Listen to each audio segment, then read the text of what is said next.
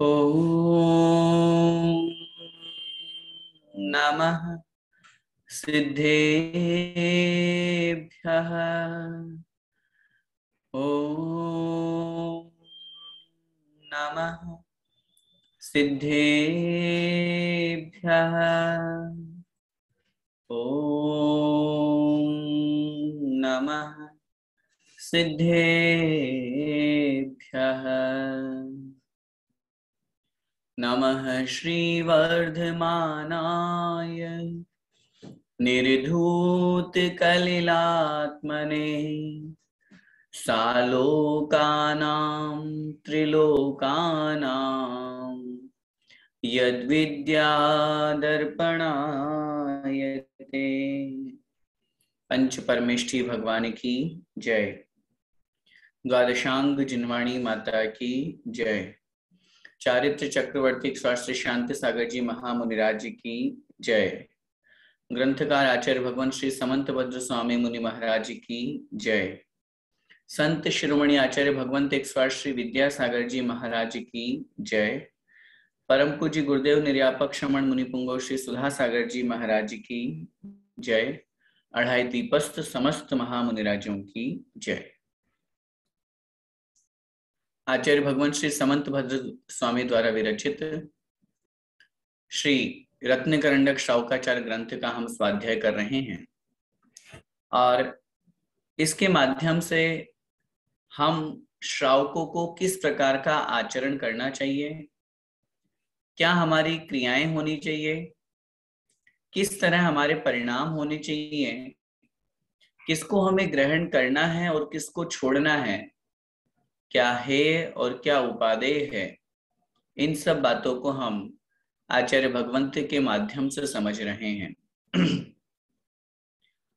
और आचार्य भगवान समंत भद्र स्वामी महाराज ने इतना सुंदर, इतना अच्छा वर्णन इस ग्रंथ में हम लोगों के लिए किया है और निश्चित रूप से इसको पढ़ करके जो जीवन में इसे ग्रहण करता है, आचरण करता है, उसका जीवन तो पवित्र बनता ही है।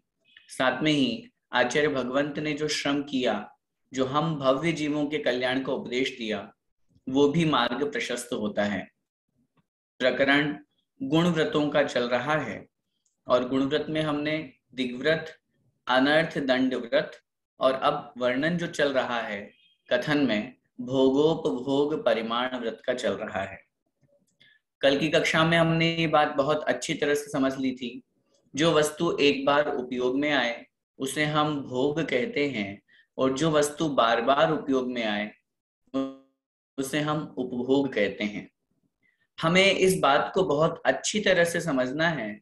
अगर हम जीवन में सुख प्राप्त करना चाहते हैं, अगर जीवन में हम दुखों से बचना चाहते हैं, परेशान व्याकुलता से बचना चाहते हैं, तो कहीं ना कहीं हमें अपने प्रत्येक वस्तु को, धन संपत्ति, वैभव को, खाने पीने को, घूमने फिरने को, चलने को, उठने बैठने को, शयन करने को, हर चीज को अपने को सीमित करना पड़ेगा।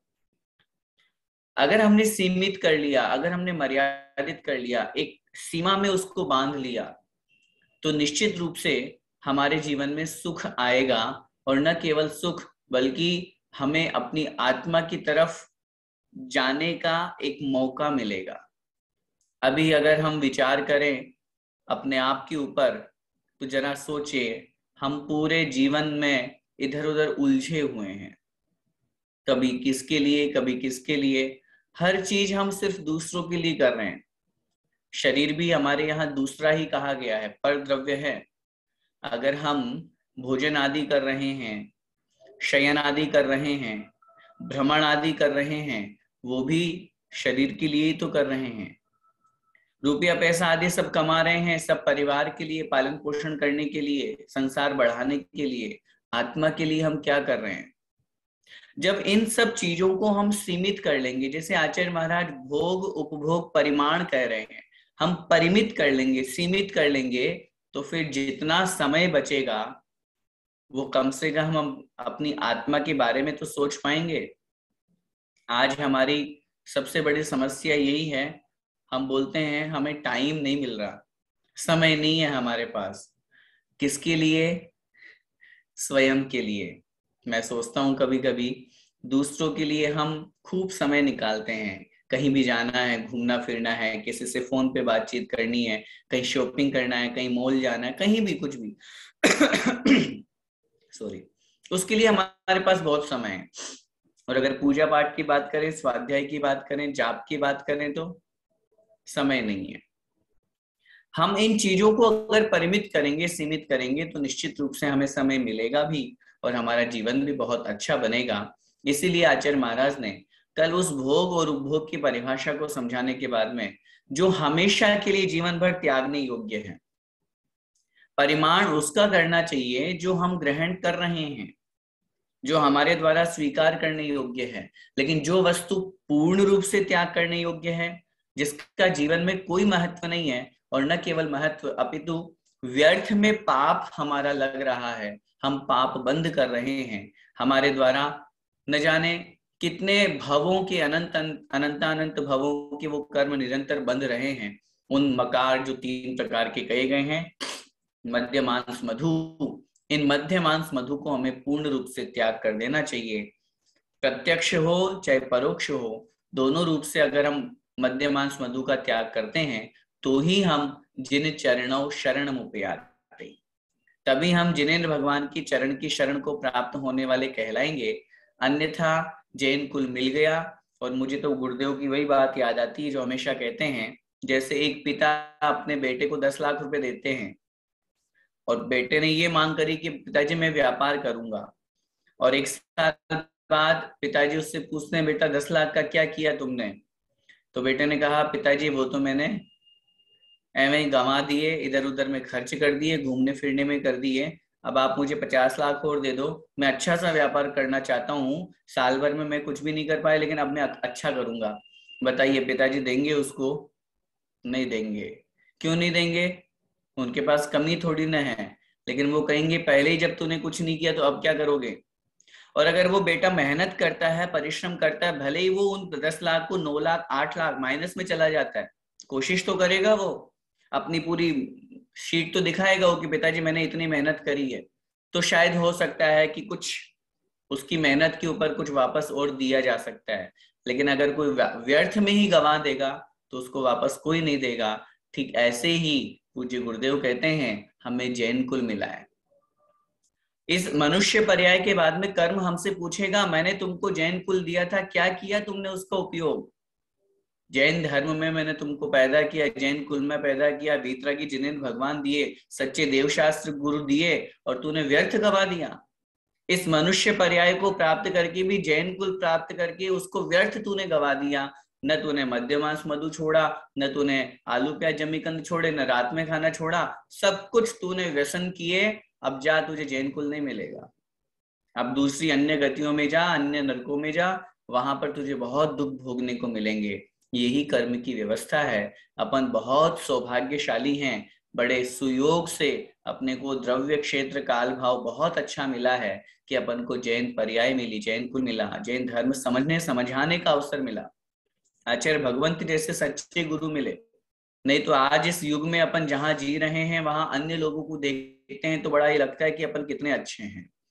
तो इसलिए जो पूर्ण रूप से त्याग करने योग्य हैं, मैं आपके माध्यम से अपने बच्चों को भी आप ये चीज सिखाएं। भले ही अभी वर्तमान में कक्षा में युवा पीढ़ी है या नहीं मुझे नहीं पता, कितने लोग इसको युवा लोग सुन रहे हैं, लेकिन जरूरी इस बात को समझाएं, अपने घर में ये नियम बनाएं कि ये 3 चीजें घर में नहीं आएंगी।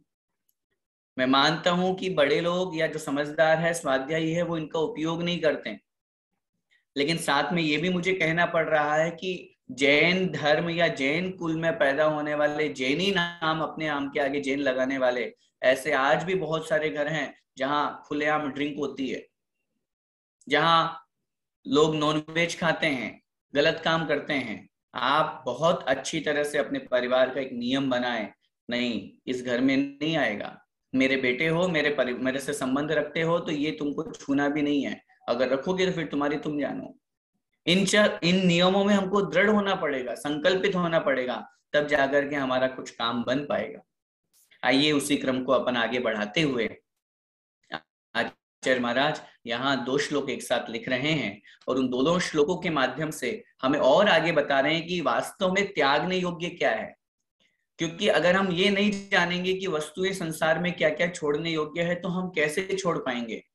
जैसे अतिचार हो चाहे दोष हो, उनको छोड़ने का उपदेश दिया है, ऐसे ही आचार्य महाराज और बता रहे हैं आगे हमारे लिए अनिष्ट क्या है, अनुपसेव्य क्या है, ऐसी कौन सी चीजें हैं जिनका हमें भक्षण नहीं करना चाहिए, उनको हम अगले श्लोक में देखते हैं। आइए श्लोक का उच्चारण हम करेंगे और उच्चारण करते हुए उसका एक एक शब्द का अर्थ समझेंगे, जिसके माध्यम से बहुत अच्छी प्रकार से हम ये कथन करेंगे कि जो जहां पर हम कंदमूल आदि का सेवन करते हैं, जहां पर हम मद्य मांस मधु के अलावा जहां त्रस जीवों की हिंसा हो रही हो, ऐसी वस्तुओं को यदि अपन ग्रहण कर रहे हैं तो उन चीजों को अपन को ग्रहण नहीं करना चाहिए।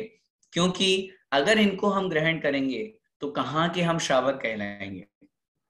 और एक बात वही अपन को समझना चाहिए, जहां हमारे अंदर प्राणियों के प्रति कोई दया का भाव नहीं है, किसी दूसरे प्राणी का, किसी दूसरे जीव की हिंसा करके या उसको कष्ट पहुंचा करके हम सुखी हों, ये कहाँ का धर्म है, ये कहाँ का न्याय है। उसके अंदर भी आत्मा है, उसके अंदर भी जीव है, उसके अंदर भी परिणाम है, वो भी सुख दुख का वेदन करता है, तो हमारे ही जैसा वो जीव है। तो इसलिए आत्मवत सर्वभूतेषु, इस तरह की हमारी दृष्टि होनी चाहिए। श्लोक हमारे सामने भी आ रहा है, हम उसके माध्यम से उच्चारण करते हुए और अर्थ समझेंगे। यहाँ पर हो सकता है किसी मिस्टेक की वजह से है, कोई बात नहीं, फिर भी हम श्लोक का यहाँ उच्चारण करते हैं। आप लोगों के पास पुस्तक है तो उसमें आप देख करके उच्चारण कर लेंगे। अल्प फल बहुविघातान मूलक मार्द्राणि श्रृंग वैराणि नवनीत निम्ब कुसुमम कैतक मित्येव मवहेयम। कैतक मित्येव मवहेयम। देखिए एक एक चरण का उच्चारण करेंगे। अल्प फल बहुविघातान, बोलिए, अल्प फल बहुविघातान मूलक मार्द्राणि श्रृंग वैराणि, मूलक मार्द्राणि श्रृंग वैराणि नवनीत निम्ब कुसुमम, नवनीत निम्ब कुसुमम कैतक मित्येव मवहेयम, कैतक मित्येव मवहेयम। एक साथ बोलेंगे पूरे श्लोक को।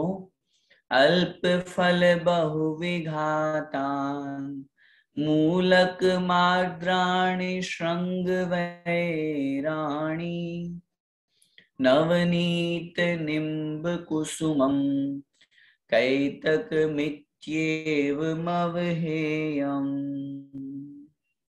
देखिए यहाँ आचार्य महाराज इस श्लोक में उसका कथन कर रहे हैं जिसके अंदर जीवों की हिंसा अधिक मात्रा में होती है। बहुत स्पष्ट कह रहे हैं, अल्प फल बहुविघातात् मूलक मार्द्राणि, मूलकम आद्राणि।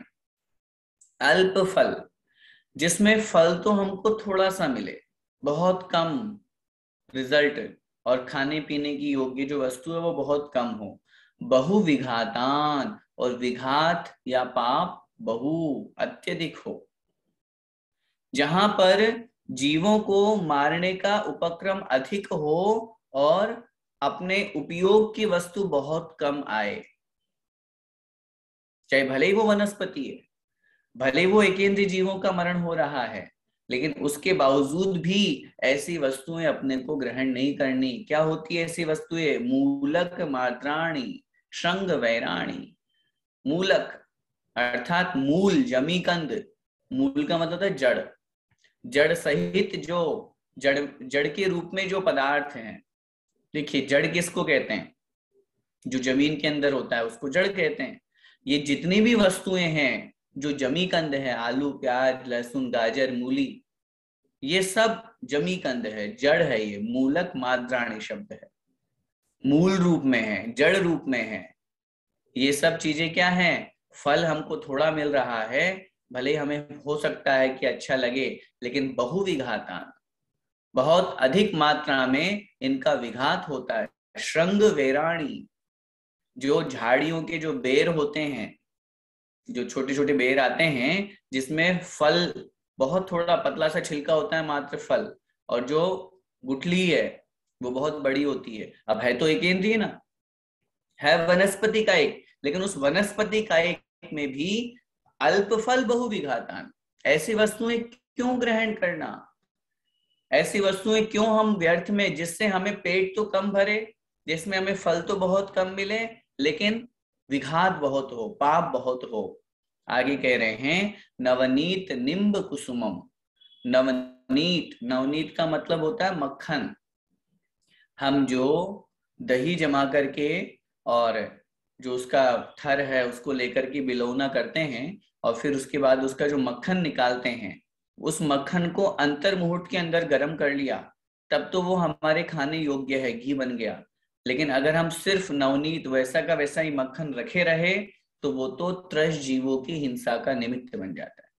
अंतर मुहूर्त बाद में आचार्यों ने लिखा, वो जो मक्खन है, वो जो व्हाइट कलर का मक्खन है, उसमें उसी रंग के त्रसजीव कीड़े पैदा होने लग जाते हैं, त्रसजीव पैदा होने लग जाते हैं। और बाजार का बटर या मक्खन वो तो पूर्ण रूप से अभक्ष्य है, उसका तो खैर कहना ही क्या, उसका भी आगे कथन आएगा। लेकिन अगर घर की भी अपन बात करें तो नवनीत को इसीलिए अभक्ष्य यहाँ पर कह रहे हैं, अंतर मुहूर्त बाद में वो खाने योग्य नहीं रहता, भक्षण के योग्य नहीं रहता। निम्ब कुसुमम, नीम का फूल, बहुत से लोगों को वो जो नीम की निबोली कहते हैं वो मीठी होती है खाने में, बहुत से लोग उसको उपयोग करते हैं, तो वो चीज हो गई। कैतक मित्येव महेयम, कैतकम इति, कैतक, कैतकम इति अवहेयम। कैतका मतलब केतकी का फूल, जो केवड़ा होता है उसका भी फूल बहुत से लोग ग्रहण करते हैं, उपयोग में लेते हैं। इति, ये सब चीजें अवहेयम, छोड़ने योग्य है, त्यागने योग्य हैं। क्या मतलब हुआ? श्लोक का अर्थ फिर से देखिए।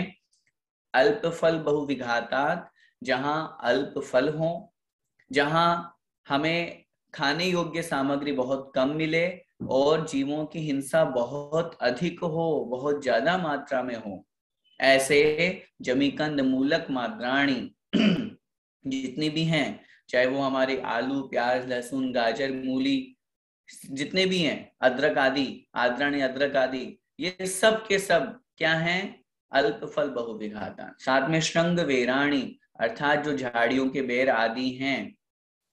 साथ में नवनीत निम्ब कुसुमम, जो नवनीत है, मक्खन है, अंतर्मुहूर्त के पश्चात की अपेक्षा से कथन कर रहे हैं। निम्ब कुसुमम अर्थात, और नीम के जो फूल हैं। कैतकम इत्येव, कैतकम इति एवं, कैतकम केतकी के का जो फूल है, इति इत्यादि, एवं ऐसी और भी बहुत सारी वस्तुएं जितनी भी हैं, वे सब अवहेयम, छोड़ने योग्य हैं, त्याग करने योग्य हैं। देखिए आपके सामने श्लोक है, अर्थ भी यहाँ पर बहुत स्पष्ट दिया हुआ है। हमारे यहाँ पर जो छोड़ने योग्य वस्तुएं बताई गई है, या अभक्ष्य जिनमें कहा गया है, उसमें बहुस्थावर कायक जीवों की हिंसा जहां होती है वो भी छोड़ने योग्य है, त्रस हिंसा कारक है वो भी छोड़ने योग्य है, प्रमाद कारक है वो भी छोड़ने योग्य है, अनिष्ट और अनुपसेव्य है वो भी छोड़ने योग्य है। ये 5 प्रकार के अभक्ष्य हमारे यहाँ पर कथन किए हैं। इसीलिए यहाँ पर इस व्रत में जब भोगो भोग परिमाण का, और भोगो भोग तो बहुत आगे की बात है, जैसे पिछले श्लोक में हमने जैनी कुल में जन्म लेने वाले की बात करी थी कि उसको मद्य मांस मधु का त्याग कर देना चाहिए, ठीक उसी अपेक्षा से, उसी क्रम को आगे बढ़ाते हुए इन चीजों में बहुत हिंसा होती है, स्थावर जीवों की हिंसा अधिक होती है, ऐसा फल हमें कम मिले, ऐसी हिंसा हमें नहीं करनी। इसलिए बहुत स्पष्ट अल्प फल बहुविघातान, अर्थात जहां बहुत कम फल हो, अल्प माने कम, थोड़ा, बहुविघातान और बहुत अधिक स्थावर जीवों की हिंसा हो, ऐसे मूलक अर्थात मूली, गाजर आदि जमीकंद। आर्द्राणी मतलब सचित्त, सचित्त से यहाँ तात्पर्य जिसमें बहुत अधिक हिंसा होती है। अब उसको अपन समझेंगे। वनस्पति काय के दो भेद होते हैं, साधारण वनस्पति और प्रत्येक वनस्पति, और उसमें भी प्रत्येक में भी दो भेद होते हैं, सप्रतिष्ठित और अप्रतिष्ठित। इनको भी अपन भावार्थ में समझेंगे। श्रृंग वेराणी अर्थात जितने भी अदरक हैं अथवा जो झाड़ियों के बेर आदि हैं। नवनीत अर्थात मक्खन। निम्ब कुसुमम नीम के फूल। कैतकम केतकी के फूल। इति अवहेय इति एवं अवहेयम। इस प्रकार और भी जितने भी चीजें हैं वो सब हमें अवहेयम पूर्ण रूप से छोड़ देनी चाहिए। समझिए भावार्थ क्या कहना चाह रहे हैं आचार्य महाराज इस श्लोक के माध्यम से, बहुत अच्छी तरह से समझिए। हम अपने नियम की एक डायरी बनाएंगे। भोगो भोग परिमाण में जो ग्रहण करने योग्य है उनका तो हम परिमाण करेंगे ही करेंगे, लेकिन जो आजीवन छोड़ने योग्य हैं, जिससे हमारा पूर्ण रूप से पाप रूप प्रवृत्ति होती है, उस वस्तु को पूर्ण रूप से छोड़ने का आचार्य महाराज यहाँ कह रहे हैं। अब देखिए, चाहे हमारे जमीकंद जितने भी वस्तुएं हैं, कभी हमने विचार किया कि जमीकंद क्यों नहीं खाना चाहिए? क्या हुआ, वो भी तो वनस्पति है। अभी जो मैं आपसे निवेदन कर रहा था, वनस्पति कायिक हम गृहस्थ हैं, और गृहस्थ में हम स्थावर जीवों की हिंसा से बच सकते हैं क्या? उत्तर मिलेगा नहीं बच सकते। तो नहीं बच सकते तो फिर आप मना क्यों कर रहे हो वनस्पति? भाई आलू प्याज आदि जो है ये सब एकेंद्रीय तो है ना, है तो वनस्पति का एक ही जीव। तो फिर आप ये क्यों कह रहे हो कि इनका भी त्याग कर देना चाहिए? सबसे पहले हम नियम को समझें, सिद्धांत को समझें। पृथ्वी का एक, जल का एक, अग्नि का एक, वायु का एक और वनस्पति का एक, ये 5 प्रकार के जो जीव हैं, इनमें जो वनस्पति का एक जीव है, इसके 2 भेद होते हैं, साधारण वनस्पति और प्रत्येक वनस्पति। परिभाषा आगम के अनुसार, सिद्धांत के अनुसार अपन समझते हैं, जहां एक शरीर के अनेक स्वामी होते हैं उसे हम साधारण वनस्पति कहते हैं, और जहां एक शरीर का एक ही स्वामी होता है उसे हम प्रत्येक वनस्पति कहते हैं। साधारण शरीर जितने भी हैं या साधारण वनस्पति जो है वो सारे के सारे निगोदिया रूप में है, वो वनस्पति के रूप में नहीं है, पेड़ पौधों के रूप में नहीं है, घास फूस के या कोई भी वृक्ष है या कोई भी पौधा है, कोई भी फूल है, उस रूप में साधारण वनस्पति नहीं होती।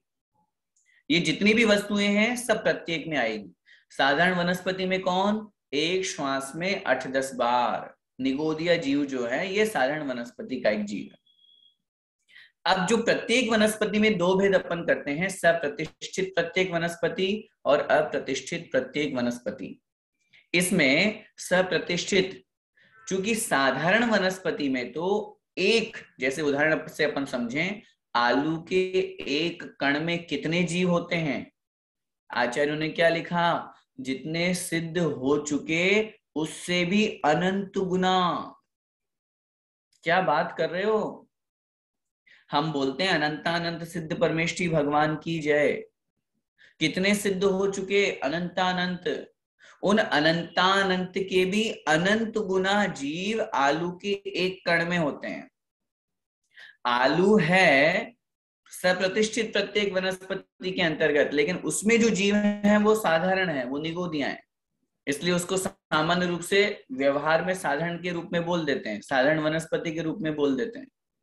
और जहां हम सप्रतिष्ठित और अप्रतिष्ठित की बात करते हैं, वहां पर जिस वस्तु में, जिस वनस्पति में असंख्याता संख्यात, असंख्यात हो चाहे संख्यात जीव जहां पाए जाते हैं, असंख्यात और अनंत स्थावर जीव जहां पाए जाते हैं, वो सप्रतिष्ठित प्रत्येक वनस्पति कहलाती है। और जहां सामान्य रूप से संख्यात जीव अथवा असंख्यात जीव पाए जाते हैं, वो अप्रतिष्ठित प्रत्येक वनस्पति कहलाती है। अब देखिए, हम लोग सब्जी लेने जाते हैं, वहां पे सब्जी में अपन क्या करते हैं, जो कच्ची है बिल्कुल छोटी छोटी, उनको अपन ग्रहण करना चाहते हैं, उसको अपन लेना चाहते हैं, और उसको ये कहते हैं भैया ये तो पक गया, ये क्या दे रहे हो, हमें तो कच्ची कच्ची दो। अपनी सही जहां जिस स्थान पर जितना जो वस्तु की अवगाहना होती है, एग्जाम्पल अगर लौकी कहीं पे बड़ी मिलती हो तो वो एक अलग बात है, लेकिन आज की स्थिति में क्या हो रहा है, हम छोटी लौकी लेना चाहते हैं। एक उदाहरण दे रहा हूं लौकी का। हम उसको क्यों ग्रहण करना चाहते हैं? क्योंकि वो मीठी होती है, खाने में अच्छी लगती है, और वो बड़ी हो जाती है, पक जाती है, तो बोले अच्छी नहीं है ये। आजकल तो सारी चीजें इंजेक्शन से आ रही है, आजकल तो किसी चीज का कोई भरोसा ही नहीं है। लेकिन जो छोटी है, जो जितनी उसको बड़ा होना चाहिए था, अगर उतनी नहीं हो पाई, उसके पहले ही हमने तोड़ ली उसको, तो इसका मतलब समझिएगा वो सप्रतिष्ठित प्रत्येक वनस्पति है। और जितनी उसकी एक योग्यता है, जितना वो बढ़ना चाहिए, उस मात्रा में अगर अपन उसको ग्रहण कर रहे हैं, वो अप्रतिष्ठित प्रत्येक वनस्पति। अब आलू, प्याज, जमीकंद, जितनी भी सब चीजें हैं, वो तो सब सप्रतिष्ठित प्रत्येक वनस्पति ही है। और सप्रतिष्ठित प्रत्येक वनस्पति के साथ में उसमें जो जीव है वो साधारण निगोदिया जीव है, एक कण में।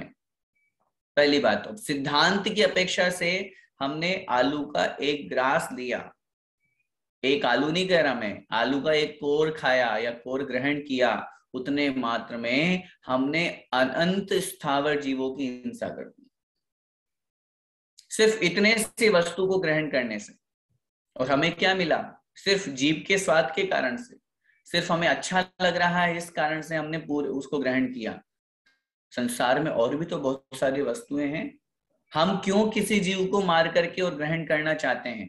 मैं मानता हूं हम एप्पल खाएंगे, लौकी खाएंगे, या अन्य और भी जितनी चीजें हैं जो जमीन के ऊपर उगती है और हम उनको ग्रहण करते हैं सब्जी आदि के रूप में, उनमें भी जीव हिंसा होगी। लेकिन एक तरफ अनंतानंत जीव मरण को प्राप्त हो रहे हैं और एक तरफ असंख्यात जीव मरण को प्राप्त हो रहे हैं, तो अब ग्रहण करना आवश्यक है, ग्रहण किए बिना नहीं रह सकते। या तो फिर आचार्य भगवंत जैसे आशीर्वाद लेकर के और पूर्ण रूप से वनस्पति का त्याग कर दें। मैं एक निवेदन आपसे और करना चाहता हूं, इसी रत्नगंज श्रावकाचार में पंडित सदाशिवदास जी ने बहुत अच्छी टीका लिखी इसकी। वो कितनी अच्छी बात कहते हैं, यहाँ पर आर्द्राणी शब्द आया, सचित्त के त्याग करने की बात की है, वनस्पति की।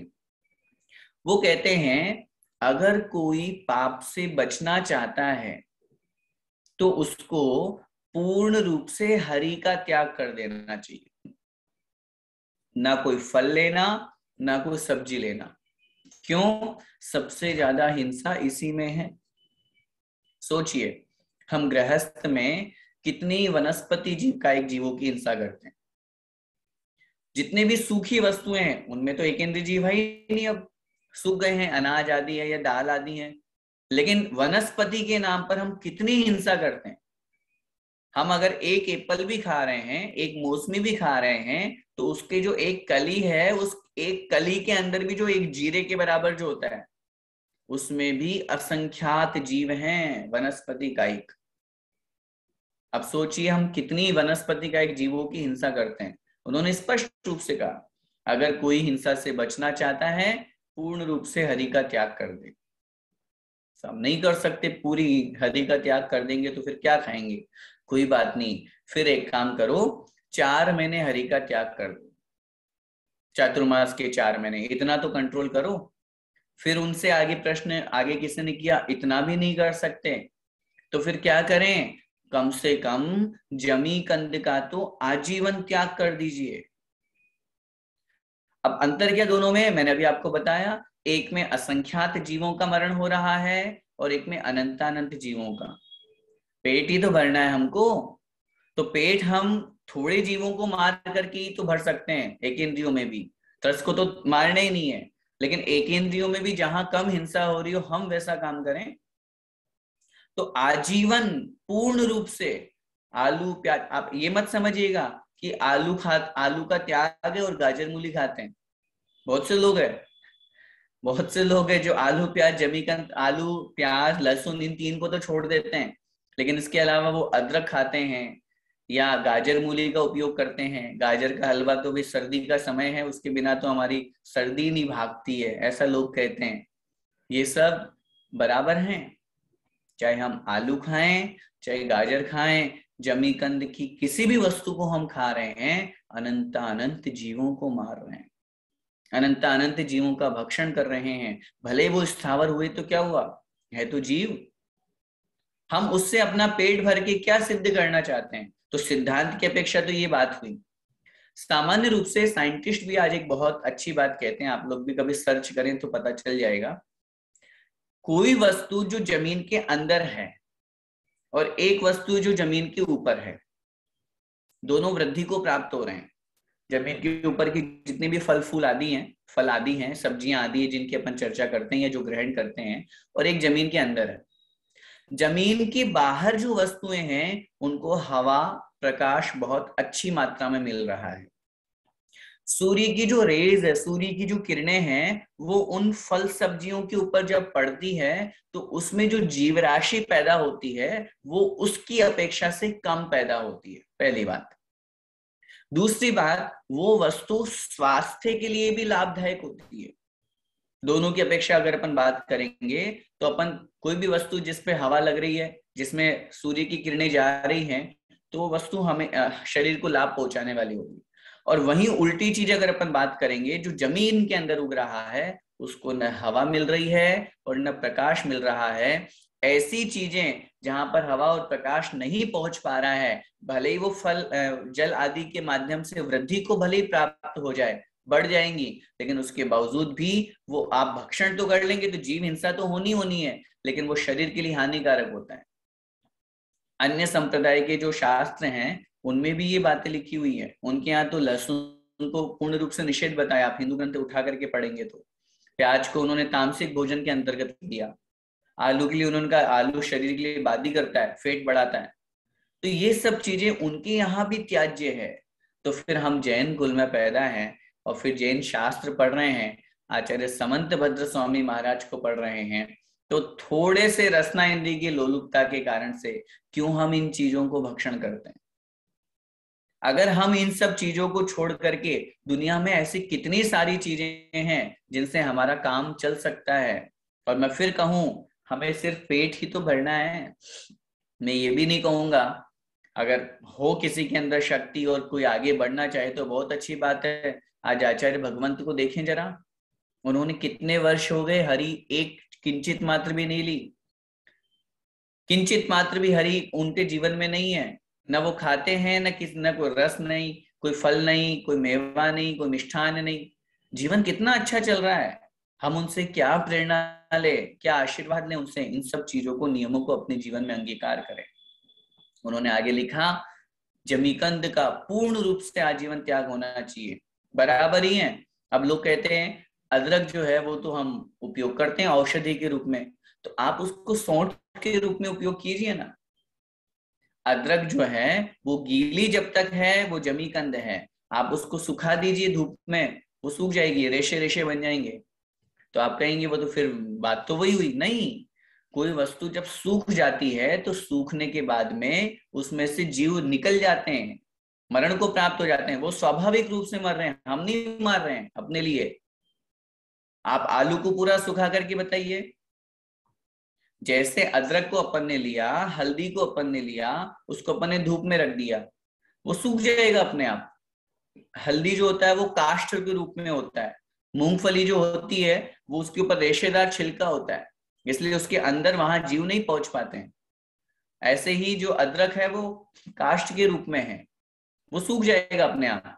लेकिन आप आलू को बिना पीस किए, बिना कट किए सुखा नहीं सकते। आप रख दीजिए धूप में, सड़ जाएगा वो आलू।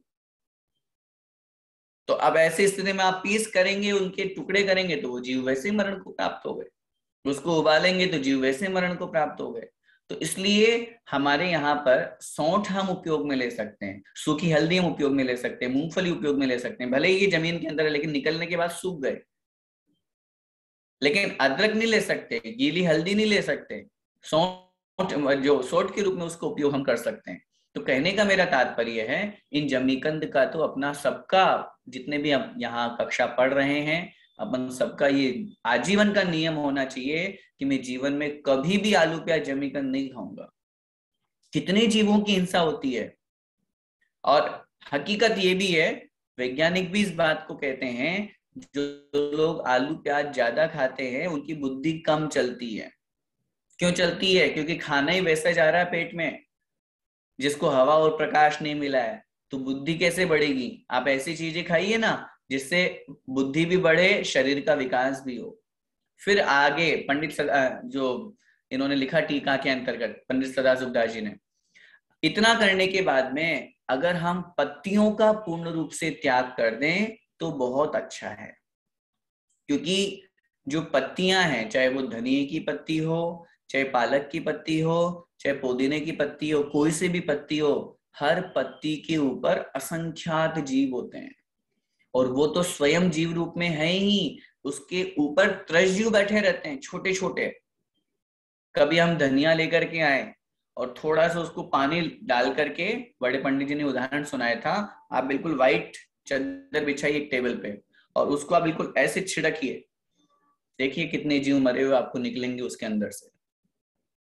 हम क्या करते हैं, न उसका अच्छी तरह से शोधन हो, क्योंकि ये पत्तियां चीज ऐसी, इसका शोधन नहीं हो पाता अच्छे से।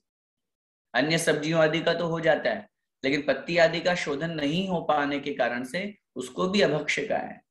पूर्ण रूप से त्याग करने का उपदेश दिया और फिर आगे ये लिखा, अगर नहीं कर सकते तो कम से कम चातुर्मास के 4 महीने तो बिल्कुल मत कीजिए।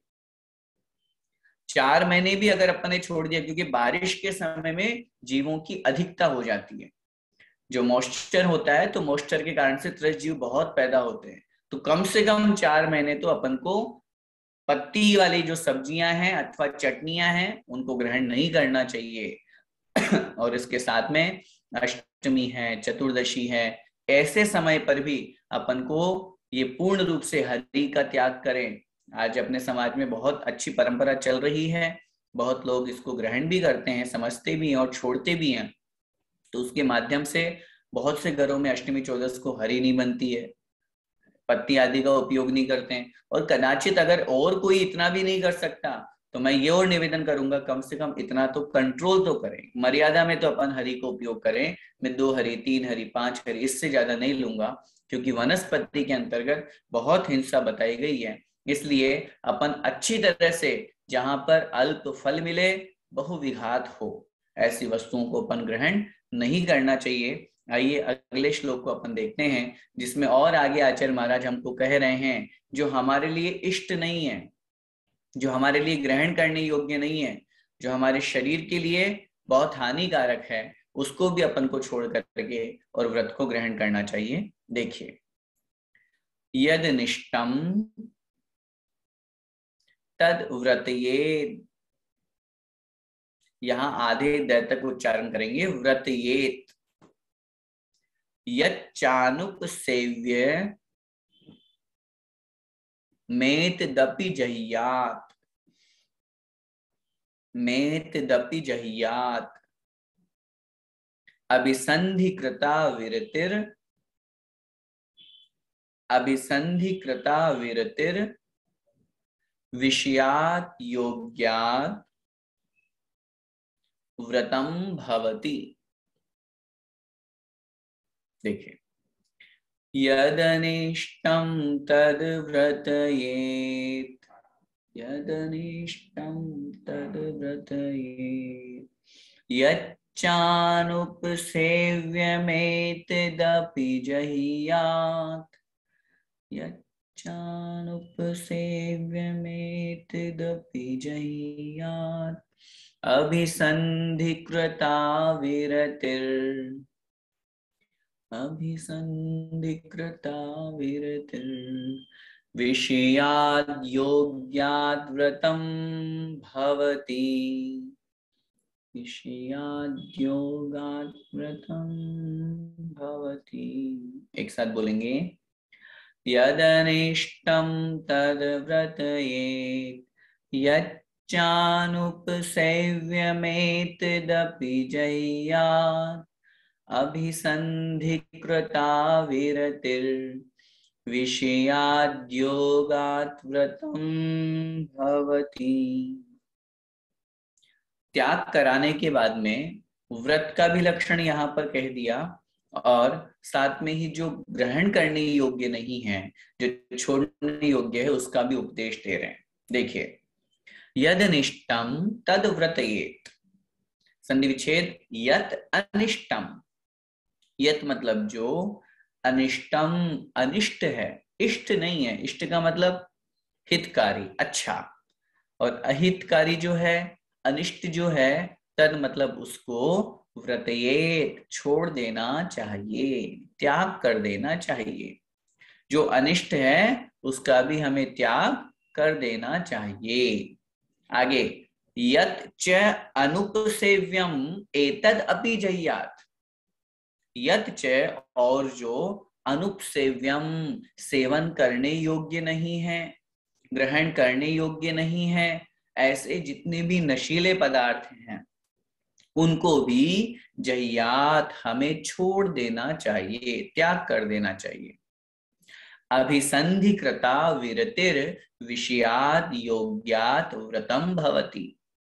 इस प्रकार से अभिसंधिकृता, जिसने अभिसंधि कर ली है अर्थात अपना संकल्प उसके साथ में बैठा लिया है, विरति ही विषयात योग्यात। विरति माने विरक्त होना, छोड़ना। किसको? विषयात योग्यात, योग्य विषयों को। जो छोड़ने योग्य हैं ऐसे विषयों को विरति माने छोड़ने का नाम व्रतम भवति, व्रत होता है। नीचे की लाइन फिर से देखें, विरति ही व्रतम भवति, ये हो गया एक शब्द। विरक्ति का नाम व्रत है, छोड़ने का नाम व्रत है। किसको? विषयात योग्यात, योग्य विषयों को।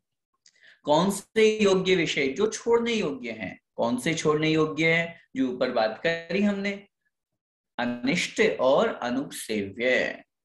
जो अनिष्ट है, अहितकारी है, ग्रहण करने योग्य नहीं है, और अनुपसेव्य है, सेवन करने के योग्य नहीं है, उनके साथ में उनको छोड़ करके या उनका त्याग करके जिसने संधि कर ली है, संधि करने का मतलब अपना मन बना लिया है उस व्रत को ग्रहण करने का, उन योग्य विषयों को छोड़ देना ही व्रतम भवति, व्रत होता है। व्रत का लक्षण यहाँ कहा गया है। देखिए, समझिए भावार्थ। व्रत किसे कहते हैं? व्रत का मतलब छोड़ना, विरतिर व्रतम, छोड़ने का नाम, त्याग करने का नाम व्रत है। किसका त्याग करना? जो छोड़ने योग्य है। अगर ग्रहण करने योग्य कोई वस्तु है तो हम उसको ग्रहण करें, लेकिन जो छोड़ने योग्य है हम उसको छोड़ेंगे तो वो व्रत हो जाएगा। अब बताइए, संसार में ग्रहण करने योग्य क्या है? वस्त्र, वो भी छोड़ने योग्य है। खान पान, भोजन आदि, वो भी छोड़ने योग्य है। सब चीजें ग्रहण करने योग्य अगर कुछ है तो वो है रत्नत्रय, सम्यक दर्शन, सम्यक ज्ञान, सम्यक चारित्र। इसीलिए आचार्य महाराज ने लिखा, जहां पर व्रत की परिभाषा उन्होंने दी, हिंसा नृतस्तेया ब्रह्म परिग्रहेभ्यो विरतिर व्रतम, तत्वार्थ सूत्र में 7वें अध्याय में। हिंसा, झूठ, चोरी, कुशील और परिग्रह, इन पांचों से विरक्त होना, छोड़ने का नाम व्रत है। और हकीकत यही है। खैर, अभी अपन उस व्रत की बात नहीं कर रहे हैं। सामान्य रूप से गृहस्थ में रहते हुए जो छोड़ने योग्य है, जो ग्रहण करने योग्य नहीं है, दो शब्द यहाँ पर मुख्य रूप से दिए, अनिष्ट और अनुपसेव्य। अनिष्ट जो हानिकारक है, जो आत्मा का नहीं, शरीर का भी हित नहीं करते हैं, शरीर को भी दुख पहुंचाते हैं, शरीर को भी कष्ट पहुंचाने वाले हैं, ऐसी वस्तुओं को भी छोड़ने के योग्य कहा गया है। अभी मैंने आपसे निवेदन किया, 5 प्रकार का अभक्ष्य हमारे यहाँ शास्त्रों में लिखा, जिसमें बहुस्थावर कायिक हिंसा कारक, त्रस हिंसा कारक, प्रमाद कारक, अनिष्ट कारक और अनुपसेव्य। इन 5 प्रकार के अभक्ष्यों में अभी अपन ने ऊपर वाले श्लोक में सामान्य रूप से बहुस्थावर कायिक जीवों की हिंसा जहां होती है उनको अपन ने समझा। जहां त्रस जीवों की हिंसा हो रही है, मर्यादा के बाहर की जो वस्तु जितनी भी हैं, और न केवल मर्यादा, हम बाजार का जितना भी भक्षण कर रहे हैं, आचार्यों ने शास्त्रों में क्या लिखा, 24 घंटे की मर्यादा के बाद में अथवा 2 दिन की जिसकी मर्यादा है उसके बाद में अगर किसी वस्तु को हम ग्रहण करते हैं तो हम त्रस जीवों को खा रहे हैं। अब बताइए, बाजार की मिठाई, बाजार की नमकीन, बाजार की हम जितनी भी कचौरी, पकौड़ी, समोसा, ये जो ग्रहण कर रहे हैं, कितनी जीवों की हिंसा हो रही है, सोचिए। और न केवल इनकी, बल्कि जो अभक्ष्य हैं, होटल में हम भोजन करते हैं, वहां न जाने कौन व्यक्ति बना रहा है, किन हाथों से बना रहा है, किन परिणाम से बना रहा है, क्या वो उसमें चीजें डाल रहा है, न वो आटा छान रहा है, न कोई सब्जियों को सुधार रहा है, बस उसको तो सीधा सा बनाना है। और हम बड़े बहुत मजे से स्वाद लेकर के उनको ग्रहण करते हैं। कितने जीवों की हिंसा होती है, जरा इस बात पर विचार तो कीजिए। वो त्रस हिंसाकारक पदार्थ हैं जितनी भी वस्तुएं हैं। और बाजार का चाहे आप दूध ले लीजिए, पैकेट का दूध, जहां हमारे दूध की मर्यादा अंतर मुहूर्त बताई गई है। दूध निकलने के बाद में अंतर मुहूर्त के भीतर वो गर्म हो रहा है तो वो ग्रहण करने योग्य है, अन्यथा नहीं। उसी रंग के जीव पैदा हो जाते हैं, त्रस जीव पैदा हो जाते हैं, पंचेंद्रिय त्रस जीव पैदा हो जाते हैं, सम्मूर्छन। चाहे वो दूध हो, दही तो बाजार का अभक्ष्य ही है। कौन सी सही रीति से, सही विधि से वो जमाते हैं। श्रीखंड है या जितना भी मक्खन है, बटर है, पैकेट वाली कोई वस्तु आ रही, वो सब अभक्ष्य है। इन सब चीजों को हमको बहुत अच्छी तरह से समझना है। हम कब समझेंगे? कोरोना काल तो हमको सिखा रहा है। लॉकडाउन होने के बावजूद भी घर में रहते हुए हम सब स्वस्थ हैं, घर की चीजें उपयोग ले रहे हैं। आजकल घर में सब चीजें बन जाती हैं, उसके बावजूद भी हम अभी तक भी नहीं चेत रहे, अभी तक भी नहीं जाग रहे हैं। हम क्यों व्यर्थ में जीवों की हिंसा कर रहे हैं? प्रमाद कारक जितने भी नशीले पदार्थ हैं, अनुपसेव्य जिसके अंतर्गत जिसको लिया गया है, गुटखा, तंबाकू, बीड़ी, सिगरेट, ये सब कितना हमें शरीर को नुकसान पहुंचाने वाले हैं। और इन नशीले पदार्थों को, चाहे चाहे हो, गांजा हो, शराब हो, इससे व्यक्ति का मन मस्तिष्क पूर्ण रूप से भ्रमित हो जाता है। गुटखा खाने वालों की स्थिति देखो कैसे बदबू आती रहती है मुख से। सिगरेट पीने वालों की स्थिति देखो कैसे मुख से बदबू आती है, कोई पास में बैठना भी पसंद नहीं करता। ऐसी चीजें अगर कोई ग्रहण कर रहा है, हम कैसे अपने आप को ज्ञानी कहेंगे? कैसे हम आगम पढ़ने वाले कहेंगे? आचार्यों ने जब इनको अभक्ष्य कह दिया तो फिर हम क्यों भक्षण कर रहे हैं? और अनिष्ट के अंतर्गत बहुत स्पष्ट लिखा, अगर हमारी आयु, अब शरीर में मुख में दांत है नहीं है और हम चाहें कि हम तो दाल बाटी खाएंगे, हम तो कठोर चीजें खाएंगे, ये अनिष्ट है। जैसे ज्वर वानु सर्पिशा की बात करते हैं, बुखार अगर हमको आ रहा है और हम चाहें कि हम अपने शरीर को स्वस्थ रखना चाहते हैं, तो हमको क्या करना है? हमको तो घी पिलाओ, हमको तो अच्छी मावा, मेवा, फ्रूट्स, ये सब खिलाओ। पचने का शरीर में नाम ही नहीं है। हम सब चीजें समझें। 60-70 की, 60 के बाद में महाराज बहुत स्पष्ट कहते हैं, मीठा कम करो, ड्राई फ्रूट बिल्कुल छोड़ दीजिए, अब सिर्फ शरीर को चलाना है। शरीर को ऐसी चीजें देंगे जिससे हमारा शरीर चलेगा सॉरी, तो वो अनिष्ट के अंतर्गत नहीं आएगा। लेकिन अगर कदाचित हम उस वस्तु को सिर्फ स्वाद के कारण से ग्रहण करना चाहते हैं जो हमारे शरीर को भी नुकसान पहुंचाने वाली है, वो भी अनिष्ट है, वो भी अभक्ष्य के अंतर्गत आती है। समय आपका हो रहा है। समझना अपन को सिर्फ इतनी सी बात है कि जो अभक्ष्य है, जो ग्रहण करने योग्य नहीं है, जो त्यागने योग्य है, आज के दोनों श्लोकों को अपन को समझ करके सबसे पहला संकल्प, जमी कंद का पूर्ण रूप से आजीवन हमारा त्याग हो। दूसरा संकल्प, जितनी भी पत्ती वाली वस्तुएं हैं, चाहे वो धनिया, पुदीना, पालक, कुछ भी हो, पूर्ण रूप से त्याग हो तो बहुत अच्छी बात। पूर्ण रूप से नहीं कर सकते तो कम से कम चातुर्मास के 4 महीना तो अपन को उन चीजों का जरूर त्याग करना चाहिए। और इसके साथ में जो अनिष्ट है और अनुपसेव्य है, जिससे हमें कहीं ना कोई नशा आता है या प्रमाण, मैं तो चाय कॉफी को भी इसी के अंतर्गत गिनता हूँ।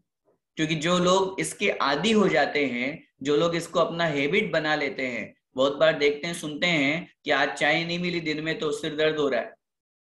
कॉफी चाहे कोल्ड हो चाहे हॉट हो, कॉफी सब बराबर है। तो उसमें वो एक आदत अगर बन जाती है उसके, क्योंकि नशा ही है, कॉफी में कैफीन होता है, चाय में निकोटीन पदार्थ होता है, तो जो नशा पैदा करता है, तो नशा जो पैदा करे वो सारी की सारी चीजें जो हैं वो हमारे यहाँ अनुपसेव्य कही गई है। उन सब चीजों का हमको त्याग करना चाहिए। नियम की जो डायरी लिखेंगे अपन, उनमें इन सब चीजों का त्याग होना चाहिए और होगा, तभी हमारा जीवन बहुत अच्छा बन पाएगा। और कभी भी कैसे भी स्थिति आ जाए, उस नियम को, उस व्रत को अपन को हमेशा पालन करके आगे बढ़ना चाहिए। अपन सभी इन नियमों को आगे बढ़ते, पालन करते हुए आगे बढ़े, इसी मंगलमय भावना के साथ। बोले द्वादशांग जिनवाणी माता की जय हो।